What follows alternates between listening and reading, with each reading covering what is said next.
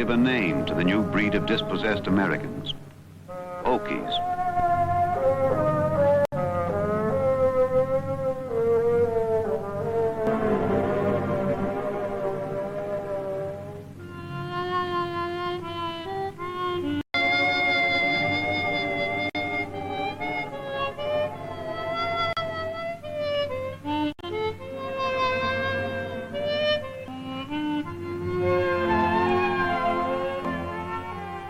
John Steinbeck tells the tale that is told of the Okies, and he calls it the Great Wrath. They took the migrant way to the west. In the daylight, they scuttled like bugs to the westward. And as the dark caught them, they clustered like bugs near to shelter and to water. And because they were lonely and perplexed, because they had all come from a place of sadness and worry and defeat, and because they were all going to a new mysterious place, they huddled together. They talked together. They shared their lives. They weren't farm men anymore, but migrant men.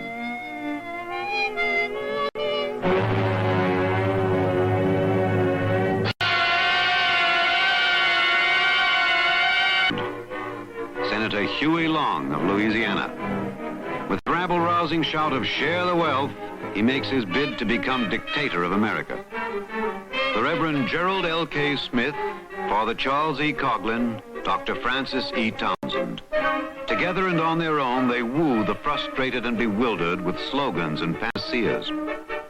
Dr. Townsend calls his patented cure-all the Old Age Revolving Pension Plan, and he claims the radio priest Father Coughlin wins a growing following by scoffing at democracy and playing on racial prejudice.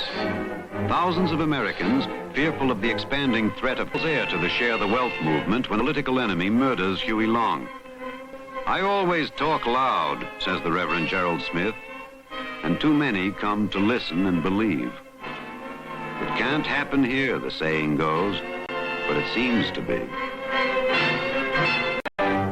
From Hyde Park on the Hudson, a different voice. Franklin Roosevelt relaxes with his wife and grandchildren at his ancestral home.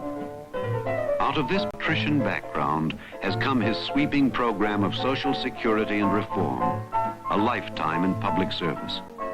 Despite inherited wealth and privileged position, he is somehow a common man. A personal magnetism, an inner buoyancy have smoothed his path in politics. Once he said to Orson Welles, "You and I are the two best actors in America."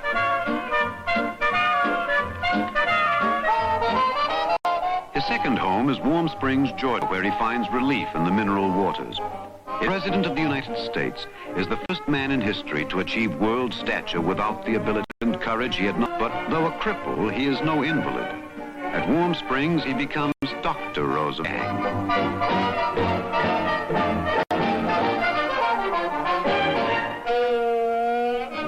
"We are going to make it a crusade," says Roosevelt of his campaign for re-election in 1936.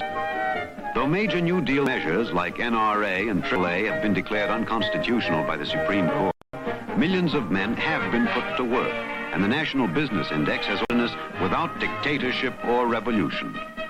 To the many who feel that happy days are here again, he is FDR, the champ. Counter-crusade for many, the basic campaign issue is that of governmental power and its abuse. He says, "The question raised for this issue, what powers the government shall have, and what powers the government and an organized authority." Man in the White House, the Republicans charge that he is destroying the American way of life, that he is leading the country down the road to socialism, that he is Franklin Deficit Roosevelt whose spending has increased the public debt by billions. Let's make it a Landon slide.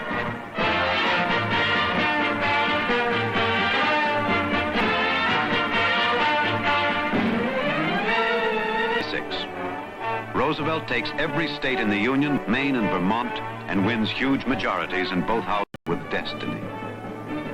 The United States, moving toward that destiny, enters the